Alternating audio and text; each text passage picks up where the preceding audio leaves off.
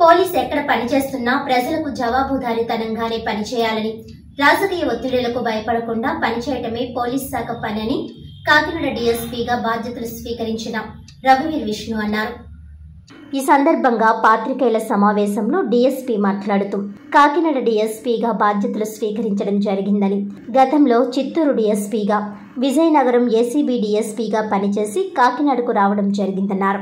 కాకినాడ ప్రజల శాంతి భద్రతల విషయంలో రాజీ లేని పోరాటం చేయడం జరుగుతుందని, ఎటువంటి రాజకీయ ఒత్తిడులకు భయపడి పనిచేసే సమస్య లేదన్నారు. ప్రజలకు ఎస్ఎంఎస్ వచ్చినా నేరుగా స్థానిక పోలీస్ స్టేషన్లో ఫిర్యాదు చేయాలని, తమకు న్యాయం జరగలేని పక్షంలో కాకినాడ డీఎస్పీ కార్యాలయంలో సంప్రదిస్తే వెంటనే సమస్య పరిష్కరించడం జరుగుతుందన్నారు. ప్రజల కోసమే పోలీస్ శాఖ, పోలీసులు ఉన్నారని, నిత్యం ప్రజల కోసమే పనిచేయడం జరుగుతుందని అన్నారు. కాకినాడ సబ్ డివిజన్ లో ఎటువంటి నేరాలు జరిగినా ఊరుకునే ప్రసక్తి లేదని, కాకినాడ నగరంలో ఉన్న పాత నేరస్తులకు హెచ్చరికలు జారీ చేశారు. నేరాల విషయంలో రాజకీయ ప్రమేయాలు ఉన్నప్పటికీ వాటిని పట్టించుకోకుండా పనిచేయటమే పోలీస్ శాఖ పని అని అన్నారు. కాకినాడ రూరల్ సిఐ చైతన్య కృష్ణ, 2వ పట్టణ, 1వ పట్టణ సిఐలు, ఎస్ఐలు, ఏఎస్ఐలు, పోలీస్ సిబ్బంది డీఎస్పీని మర్యాదపూర్వకంగా కలిశారు. కాకినాడ టౌన్ డీఎస్పీగా మొన్నటి రోజు సాయంత్రం ఛార్జ్ తీసుకోవడం జరిగింది. కాకినాడ డిఎస్పీ పరిధిలో ఉన్నటువంటి పోలీస్ స్టేషన్స్ కానీ, ఇంకా ఏరియా కానీ ఇంకా పూర్తిగా కూడా తిరగలేదు. అవన్నీ తిరిగిన తర్వాత కూడా మళ్ళీ విషయాలు కొన్ని నా దృష్టికి వచ్చిన కొన్ని విషయాలను పబ్లిక్కి చెప్పాలనే ఉద్దేశంతో ఈరోజు ఈ ప్రెస్ మీట్ పెట్టడం జరిగింది. ఒకటి, మేము పబ్లిక్కి ఆన్సరబుల్గా ఉంటాము. 2, బాధ్యతాయుతంగా పనిచేస్తాము. తర్వాత నిజాయితీగా ఉంటాం. ఈ 3 ప్రధానమైన అంశాలుగా భావిస్తూ బాధ్యతాయుతంగా పనిచేయడం, నిజాయితీగా పనిచేయడం, ప్రజలకి ఆన్సరబుల్గా ఉండడం, ఇవన్నీ దృష్టిలో ఉంచుకొని ప్రజలతో ఒకసారి మాట్లాడి వాళ్ళకు ఒక మెసేజ్ ఇద్దామనే ఉద్దేశంతో ఈరోజు ఈ ప్రెస్ మీట్ పెట్టడం జరిగింది. మా ఫస్ట్ లక్ష్యం దీంట్లో ప్రాపర్టీ అఫెన్సెస్ జరగకుండా చూడడం. అంటే రాత్రిపూట ఏదైనా దొంగతనాలు కానీ, టౌన్లో చైన్ స్నాచింగ్ కానీ ఇలాంటివి ఏదన్నా జరగకుండా కట్టుదిట్టమైనటువంటి ఒక నిఘా వ్యవస్థ, తర్వాత రాత్రిపూట బీట్ సిస్టమ్ కానీ ఇవన్నిటిని కూడా కొంత స్ట్రెంగ్తెన్ చేసుకుంటూ, మా ఎస్పీ గారు కూడా ఏం చెప్తున్నారంటే, మామూలుగా రెగ్యులర్గా ఉన్నటువంటి పోలీసుతోనే కాకుండా ఎక్కడైతే మెన్ తక్కువ ఉన్నారో వాళ్ళకి మళ్ళీ అదనంగా ఏఆర్ఓలను కూడా అదే పనిగా ఇస్తున్నారు. సో నైట్ టైం వాళ్ళు మాకు సహకరిస్తూ వాళ్ళు మాకు సపోర్టివ్గా వస్తున్నారు కాబట్టి, సో బీట్స్ కూడా రోజు కనీసం అంటే మనం ఒక 30 బీట్స్ వరకు కూడా అన్ని సబ్ డివిజన్స్లో ఉన్నటువంటి అన్ని పోలీస్ స్టేషన్లు కలిపి చెప్తున్నాను నేను.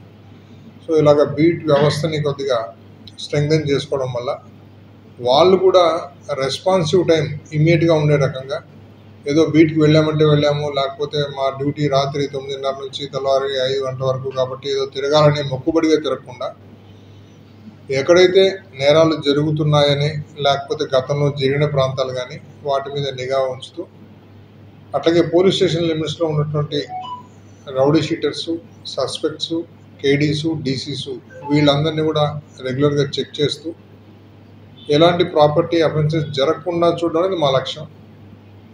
ఒకవేళ పొరపాటున 1 అలా ఎక్కడైనా రిపోర్ట్ అయితే వాటిని మళ్ళీ మేము డిటెక్ట్ చేయడం అనేది మా సెకండరీ మళ్ళీ. సో ఫస్ట్ ప్రయారిటీ వచ్చేసి జరగకుండా చూడడం. నెక్స్ట్ ఒకవేళ జరిగిన తర్వాత దాన్ని ఎంత తొందరగా వీలైతే అంత తొందరగా దాన్ని డిటెక్ట్ చేయడం అన్నది. ఎందుకంటే నా వరకు నేను ఎవరికైనా ఒక నేరం జరిగిందంటే, ప్రాపర్టీ అఫెన్స్ జరిగినా లేకపోతే ఎనీ స్నాచింగ్ జరిగినా ఏదైనా కానీ వాళ్ళకు నష్టం జరిగిందంటే అది సొంతంగా నాకు జరిగినట్టుగా నేను ఫీల్ అవుతాను. That is my perception.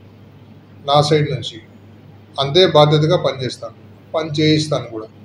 So మా వాళ్ళు ఎక్కడ కూడా అలసత్వం ప్రదర్శిస్తే పబ్లిక్ డైరెక్ట్గా వచ్చి మాట్లాడచ్చు. 2, ఎవరికైనా ఎలాంటి కష్టం వచ్చినా నష్టం వచ్చినా పోలీస్ స్టేషన్కి డైరెక్ట్గా వెళ్ళి కంప్లైంట్ ఇవ్వచ్చు. కొన్ని ప్రాంతాలు నేను చూశాను, అక్కడికి పోలీస్ స్టేషన్కి వెళ్ళాలంటే ఎవరికో చెప్పించుకొని వెళ్ళాలి. ఈ కొన్ని అలవాట్లు ఉంటాయి, కొన్ని ఆనవాయితీలు ఉంటాయి. సో దయచేసి అందరికీ నేను ఒకటే అప్పీల్ చేస్తున్నాను ఏమంటే, మీకు ఏదైనా జరగవచ్చు కాక, మీకు పలానా కష్టం వచ్చింది, మీకు తోడుగా మేము ఉంటాం. మా దగ్గరికి రండి, మా కంప్లైంట్ ఇవ్వండి. ఈవెన్ కొన్ని సందర్భాల్లో కొంతమంది కంప్లైంట్ ఏం రాసి వాళ్ళు కూడా తెలియదు. అలాంటి వాళ్ళు కంప్లైంట్ ఎలా రాయించుకోవాలని అక్కడక్కడ కొంతమంది కంప్లైంట్స్ రాసేవాళ్ళు ఉంటారు. వాళ్ళ దగ్గరికి వెళ్ళి వాడికి కనీసం 100, 50, 200 ఇస్తే తప్ప కంప్లైంట్ రాయని పరిస్థితి ఉంటుంది. సో దయచేసి అలాంటివి ఏమి చేయాల్సిన అవసరం లేదు. మా పోలీసులకు అందరికీ కూడా ట్రైనింగ్ ఇచ్చారు. మీరు వస్తే డైరెక్ట్గా కంప్లైంట్ మేమే రాసుకుంటాం.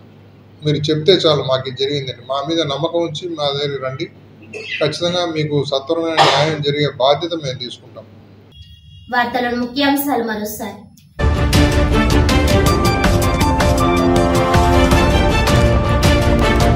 జిల్లాలో ఘనంగా భక్తి శ్రద్ధలతో శ్రీకృష్ణ జన్మాష్టమి వేడుకలు. పిల్లలచే ప్రత్యేక వేషధారణ, సాంస్కృతిక కార్యక్రమాలు, కృష్ణుడి యొక్క మహిమలు వివరిస్తూ పలు కార్యక్రమాలు. కృష్ణ దర్శనం చేసుకుని ప్రత్యేక పూజలు నిర్వహించిన పలువురు ప్రజా ప్రతినిధులు, ప్రముఖులు.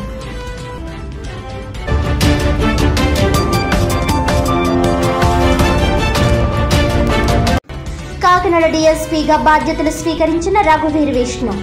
ప్రజలకు జవాబుదారీతనంగా, రాజకీయ ఒత్తిడులకు భయపడకుండా పనిచేయటమే పోలీస్ శాఖ పని అని స్పష్టం.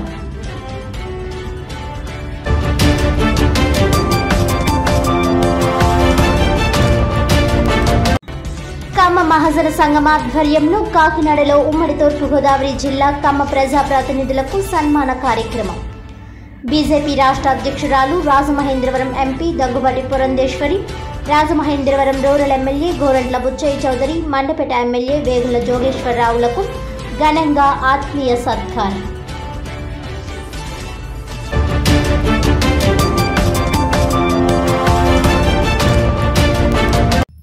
ఈనాటి వార్తలు ఇంతటితో సమాప్తం. తిరిగి వచ్చే బులెటిన్లో మళ్ళీ కలుద్దాం. అంతవరకు సెలవు. నమస్కారం.